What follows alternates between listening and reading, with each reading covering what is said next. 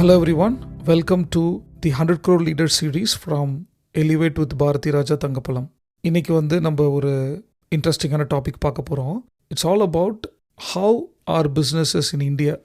Competition அப்படிங்கிறது நமக்கு எப்படி இருக்குது, நம்மளோட பிஸ்னஸஸ்க்கெலாம் எப்படி இருக்குது, அதுவும் குறிப்பாக ஒரு பிரேக் ஈவன் அச்சீவ் பண்ண கம்பெனி ஒரு 20-30 crore பண்ணியாச்சு, 100 crore நான் மேக் பண்ணணுங்கிற அர்ஜ் இருக்கிற ஆர்கனைசேஷன்ஸ், அவங்க காம்படிஷன் அவங்களுக்கு எந்த அளவுக்கு இருக்குது, அவங்க காம்படிஷன் இந்த பர்செப்ஷன் எப்படி பார்க்குறாங்க, எப்படி நடந்துகிட்ருக்கு அப்படிங்கிறத பற்றி எனக்கு ரியல் டைமில் கிடச்ச ஒரு இன்சிடெண்ட்டை பேஸ் பண்ணி நான் உங்ககிட்ட ஷேர் பண்ண போகிறேன்.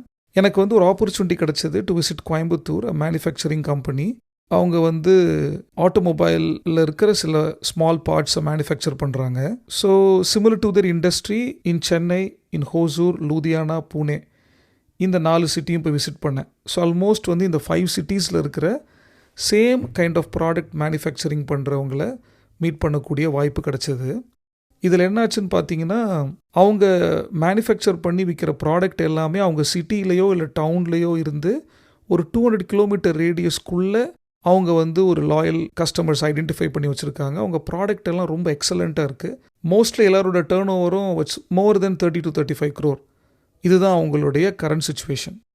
பட் ஸ்டில் அவங்களோட டிபெண்டன்சி வித் எக்ஸிஸ்டிங் மார்க்கெட் அப்படிங்கிறது ரொம்ப ரொம்ப அதிகம். ஏன்னா அவங்களுக்கு இருக்கிற கஸ்டமர்ஸோட எண்ணிக்கை ரொம்ப கம்மி. So as I told you in one of my episode, 100% of their ரெவென்யூவில் பார்த்தீங்கன்னா அவங்கக்கிட்ட ஒரு 5 கஸ்டமர் இருப்பாங்கன்னு வச்சுக்கோங்களேன்.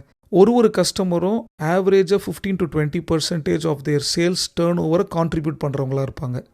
ஸோ அவங்களால அந்த 5 கஸ்டமர் 6 கஸ்டமருக்கு சர்வ் பண்ணுறதுலேயே அவங்க ரொட்டேட் ஆகிட்டே இருப்பாங்க. ஸோ அவங்களுடைய mind set to move further அப்படிங்கிறது ரொம்ப ஷ்ரிங்கிங் பொசிஷன்லேயே இருக்கும். ஸோ ஒரு 200-500 கிலோமீட்டர் ரேடியஸ்க்கு கூட அவங்க போகிறதுங்கிறது கொஞ்சம் கஷ்டம்தான். ஏன்னா அவங்க அதுக்கேற்ற மாதிரி அவங்களுடைய ஆம்பிஷனே அவங்களுக்கு அதில் இருக்காது.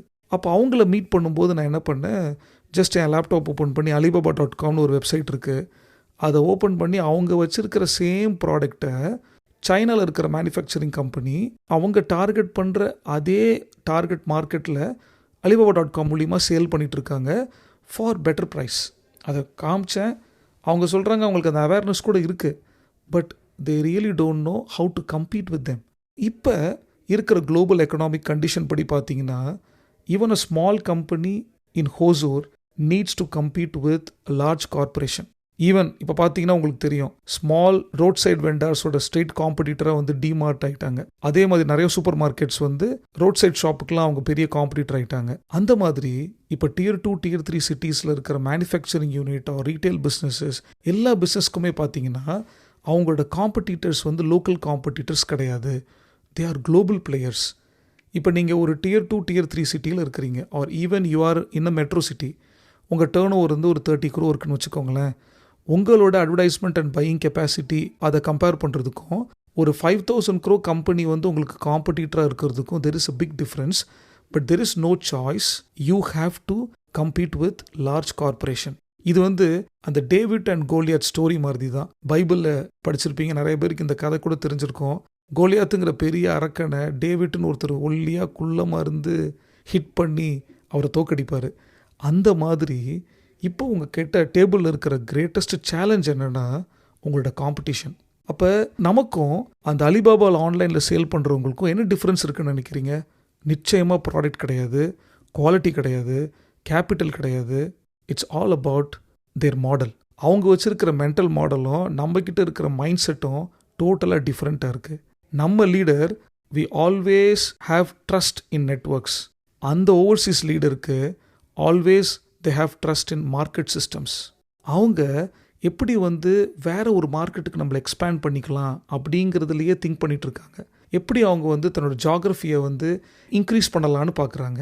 நம்ம ஒரு சில டிஸ்ட்ரிக்ட்டுக்கு மட்டும்தான் சேல் பண்ணிகிட்ருக்கோம். It is always purely based on relationship.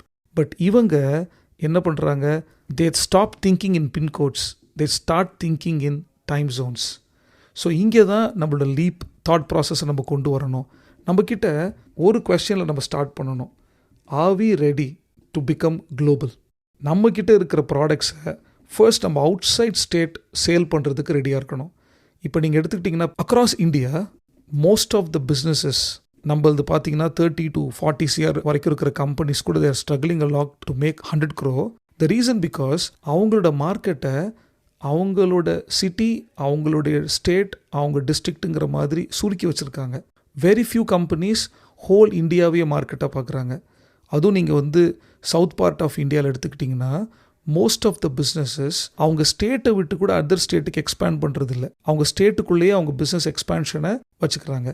So நான் எக்ஸ்டென்சிவாக இந்தியா ஃபுல்லாக ட்ராவல் பண்ணதில் நிறைய local products, quality product, pan இந்தியாவில் அதை கம்பீட் பண்ணக்கூடிய product which can compete global corporations, அந்த மாதிரியான குவாலிட்டி ப்ராடக்ட்ஸ் கூட அதர் ஸ்டேட்டு கூட நமக்கு தெரியாமல் இருக்கும். நீங்கள் தமிழ்நாட்டில் இருக்கிற நிறையா ப்ராடக்ட் கேரளாவில் இருக்காது, நியூ டெல்லியில் இருக்கிற நிறையா ப்ராடக்ட் குஜராத்தில் கிடைக்காது. ஸோ இப்படி பார்த்தீங்கன்னா நம்ம அக்ராஸ் இந்தியா எக்ஸ்பேன்ஷனுக்கே நம்ம வெயிட் பண்ணிகிட்டு இருக்கோம், ஹெசிடேட் பண்ணிகிட்டு இருக்கோம். எப்படி நம்ம அதர் கண்ட்ரீஸ்க்கு போக முடியும்? ஸோ இப்போ நம்மக்கிட்ட இருக்கிற சேலஞ்ச் டேவிட் அண்ட் கோலியாத் ஸ்டோரியை தான் நீங்கள் அப்பப்போ ஞாபகத்தில் வச்சுருக்கணும். இந்தியாவில் நீங்கள் Tier 2 Tier 3 சிட்டியில் இருந்தாலும் சரி, ரூரல் ஆர் அர்பனில் இருந்தாலும் சரி, லோக்கலில் இருக்கிற லார்ஜ் கார்பரேஷன்ஸோட காம்படிஷனையும் தாண்டி உலகத்தில் பல கண்ட்ரியிலிருந்து நம்ம கண்ட்ரிக்குள்ளே இன்வெஸ்ட் பண்ணிட்டு இருக்கிற லார்ஜ் கார்பரேஷன்ஸ் கூட தான் உங்களோட காம்படிஷன் இருக்குது. ஸோ எந்த அளவுக்கு உங்கள் மைண்ட் செட் எக்ஸ்பேன்ஷன் பண்ணுறீங்களோ அந்த அளவுக்கு உங்களால் உங்களோட ப்ராடக்ட்டையும் உங்கள் பிஸ்னஸையும் எக்ஸ்பேண்ட் பண்ண முடியும். ஸோ இந்த எபிசோடில் நான் சொல்ல விரும்புகிறது என்னென்னா, கோ குளோபலி. அதுக்கு ஃபர்ஸ்ட் உங்களுக்கு தேவைப்படுறது அந்த டேவிட்டுக்கு எப்படி ஒரு மைண்ட் செட் இருந்தது, கோலியாத்தை ஹிட் பண்ணிடலான்னு, அந்த மைண்ட் செட், அந்த ஆம்பிஷன் உங்களுக்கு வேணும். ஹோப் இந்த எபிசோடு உங்களுக்கு டெஃபினட்டாக ஏதாவது ஒரு சில இன்சைட்ஸை கொடுத்துருக்கும் நான் நம்புகிறேன். Stay tune for more insights. Thank you so much for listening to the 100 Crore Leaders series from Elevate with Bharati Raja Thangapalam.